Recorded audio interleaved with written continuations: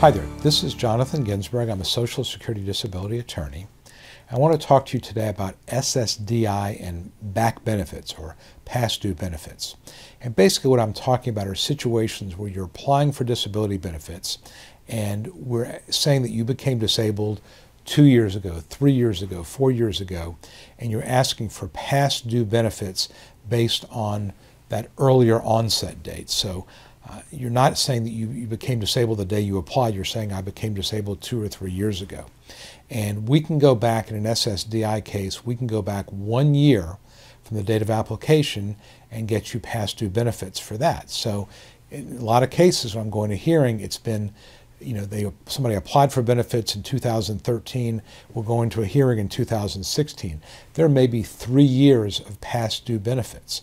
And if your benefit amount is $1,000 a month, then you can see 3 years is going to be $36,000. If it's $2,000 a month, it's going to be $72,000. So it can be quite a bit of money. So big picture, when you're applying for benefits, you want to use the earliest possible onset date. You want to show that you became disabled as early as possible after you stopped working. You can't really say you became disabled while you're still working unless there was some really unusual things going on. But you want to use the earliest possible onset date, number one. And number two is that when you apply for benefits, you want to do it as soon as possible. There's no reason to wait.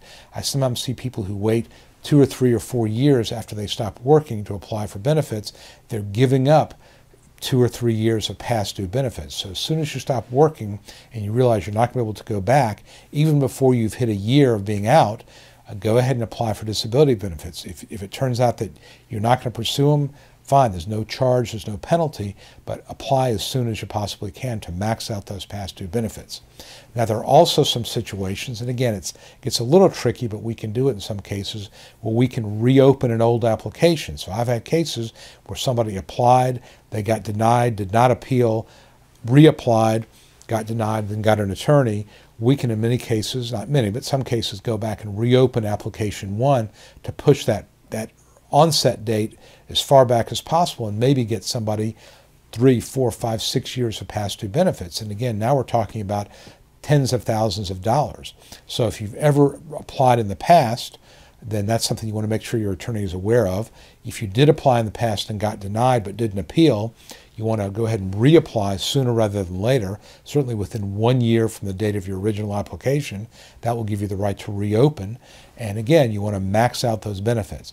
This is something where if you're not sure about what to do, rather than sit on it and think about it, call an attorney, call a Social Security attorney and get some advice about what to do, because I will tell you, I've seen a lot of cases where people waited and waited and waited and it cost them tens of thousands of dollars, when if they'd only applied sooner, they could have put themselves in line for a lot more in terms of past due benefits. So there's obviously a lot more to this, but I just want you to know, big picture, to remember 2 things. One is use the earliest possible onset date for your disability.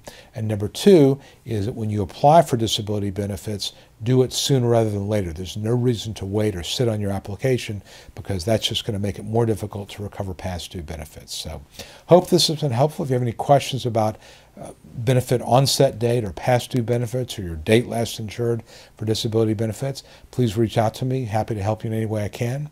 Any suggestions for other videos, please let me know that as well. And until next time, I will talk to you soon.